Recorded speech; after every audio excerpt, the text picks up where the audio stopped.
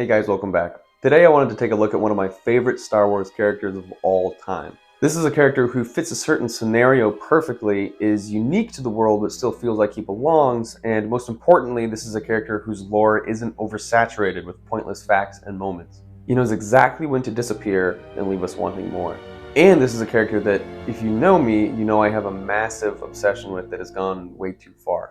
I'm talking about Rendar. You don't really hear about him anymore these days, and in the grand scheme of Star Wars, he's a fairly niche character. But to me, he's a real diamond in the rough that upholds the true and original spirit of Star Wars.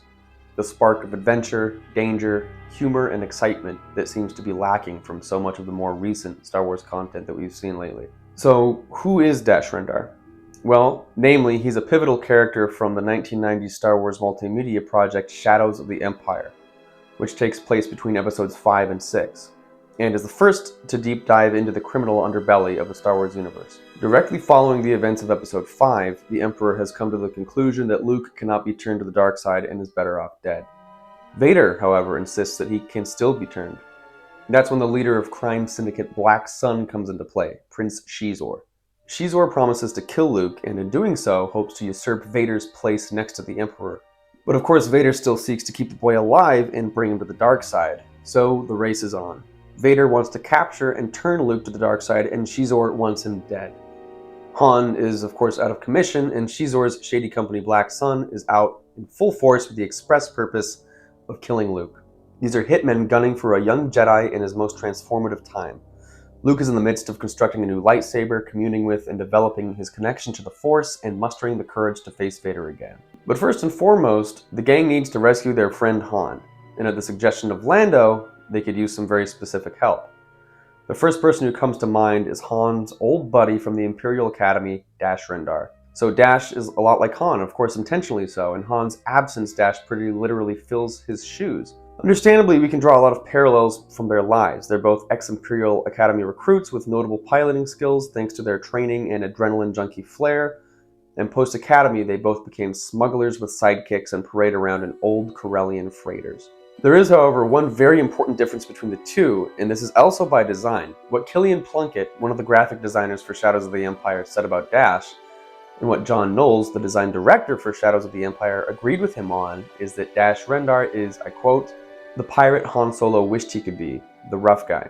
Han Solo has a heart, Rendar doesn't. Han ends up doing the right thing, Dash doesn't." Rendar is initially hired just to help track down Han, and later asked by Leia to essentially act as Luke's bodyguard, protecting him from all these Black Sun mercenaries. Now, Han is Dash's old friend, and he takes smuggling jobs from the rebels fairly frequently. From what we can see, his brother's death was at the hands of Black Sun, so he does it both for money and for mutual interest and benefit. His whole reason for his presence in the story and his outlook on the situation reminds me of something totally outside the Star Wars universe, and something I adore equally. Speaking of video games, many of our most beloved Rockstar characters all share one important value in common. They're all flawed, for sure, rough around the edges, have probably committed heinous crimes in their low points, and generally just want to be left alone. They're morally gray. In a previous video, we talked about gray Jedi and how a morally gray position usually reflects someone who's just trying to get by in the world. They don't have mystical and omnipotent powers like the Jedi. They have to get rough and do questionable things just to survive. They don't really care about the larger picture because they can't afford to. So as long as they're okay, everything's okay. The only thing they're truly passionate about is their own liberty. If someone gets in their way, corners them, manipulates them, or treads on them, they'll do whatever they have to fight back. Their freedom is paramount. And heck, at their high points, they may even feel the pull of empathy and go out of their way to help others. But those are very rare and dire occurrences. Most importantly, they refuse to take sides. They refuse to be told how to think and what to do unless, of course, there's something in it for them. Now, when I use this term I'm about to use, I use it very loosely. I don't want to start an argument in the comments about this, but to the best of my limited understanding, the frame of mind many of our favorite Rockstar characters share seems to be a sort of libertarianism. Libertarianism is the idea that you uphold freedom via autonomy above all, and so want big government and imposing factions out of your life on principle. In fact, they want almost anyone who's going to tell them what to do out of their lives. They want freedom for themselves and their neighbors, so long as those freedoms don't interfere with each other. You do your thing over there, and I'll do my thing over here. And only when they're pushed by certain circumstances and their conscience is forced to flip on like a switch do they take action to protect their own liberty and, in effect, the liberty of those around them. Jimmy Hopkins is the main protagonist from Bully, who's stuck at an awful boarding school and clearly wants to be left alone from the start. He's not the best student and can be a bully himself at times, but when kids in the school start messing with him to a notable extent, he springs into action and systematically bullies the bullies to the point of submission, which effectually frees all potential targets of bullying at the school. Now, yes, he does some very morally questionable and sometimes straight up malicious things, but once he knows he's made his point and he's not going to get bullied anymore, he leaves everyone alone and goes back to doing his own thing. Sure, he has a moment of hubris in the middle of the game where his triumphs get the best of him and he turns into a jerk, but he learns from that, if anything, and by the end of the game, he comes out of it a slightly more conscientious person who gets the girl and just wants to graduate. There are moments where he's cruel, moments where he has a heart, but above all, he's fighting for his own liberty and autonomy, protecting his own turf, well-being, and dignity, and as a byproduct, he has protected the same freedoms of those around him, much like Dash. And then, of course, Arthur Morgan and the Vanderlyn gang are, throughout Red Dead 2, fighting frantically to preserve their Wild West lifestyle, and the hammer of organized government and the justice system is an ever-present threat looming just behind them. And while Arthur slowly realizes the gang and its leader are using people who also just want to be left alone, his loyalty to the gang and to Dutch dissolves, and his anger turns towards the manipulators and the moles, and his heart turns to those like him, folks who are just trying to live honest and free. Folks who he and the gang once abused and threatened. And when presented with the possibilities of revenge and uprisings, Arthur is hesitant and generally thinks those things are a waste of time. He holds the liberty of the individual above all, and when he realizes his time is quickly coming to an end, he does his best to ensure that sought-after autonomy and peace for those he loves and cares about. Dash Rendar lives alone and unbound in a universe quite similar to the Wild West.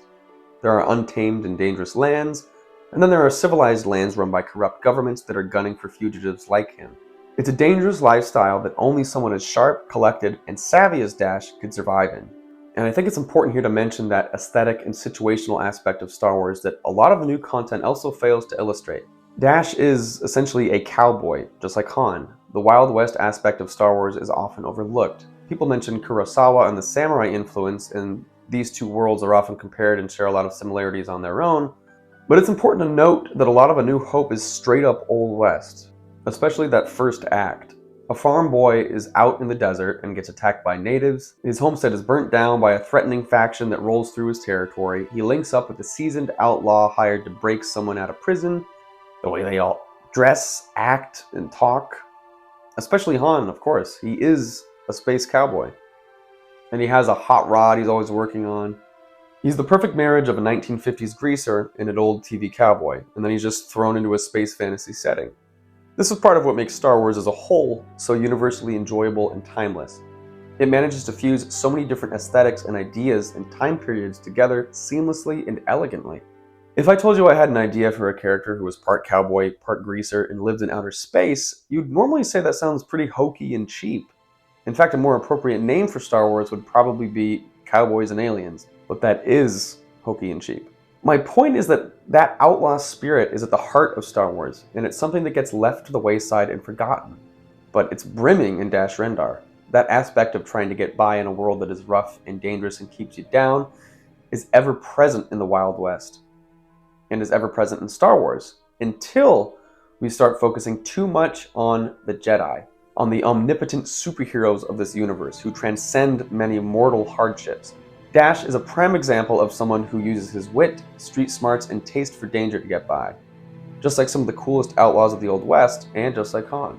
And like a true outlaw, he's one of the only characters I can think of who refuses to align with any faction. Factions are extremely important in Star Wars, and I feel like lately we've been seeing characters too much in terms of the group they're in. While it's a lot of fun, where we have the Mandalorians, Jedi, Sith, clones, the Empire, Rebels, Night Sisters, a lot of characters are defined by their faction, or trading of factions, like Jedi turning into Sith, Sith turning to Jedi, Rebels joining the Empire, Imperials joining the Rebellion. And while those stories can be compelling, we rarely ever get stories about plain, lone people. There's something refreshingly relatable about a guy who's not going to sign his life away for some greater cause and just wants to hang out. Dash's steadfast resolve in being his own one-man army, his own boss, and being described simply and vaguely as a freelance cargo transporter all add to his great 80s action hero flair that reflects a rugged but unassuming guy who ends up being a fiercely competent and dangerously charming anti-hero.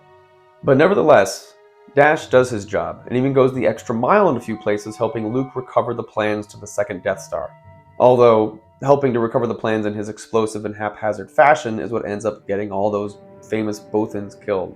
You can tell deep down he wants to help, and he does care, because he has his own personal reasons for hating the Empire, and the very presence of an Empire threatens his lifestyle. But unlike Han, he's not going to stick his neck out for their cause. Again, his top priority is at all times himself. He doesn't go the way of Han, becoming a general and falling in with the faction of the Rebel Alliance. And herein lies the coolest illustration of that fundamental difference between Han and Dash. Shadows of the Empire is the first piece of Star Wars media to focus on the underworld. We have a Godfather-type character in Prince Xizor, and Black Sun is his mafia. So we need someone appropriately seedy who's comfortable enough in that world to take them on. The story of Shadows of the Empire culminates in a space battle fought on 3 fronts: the Empire, the Rebels, and Black Sun.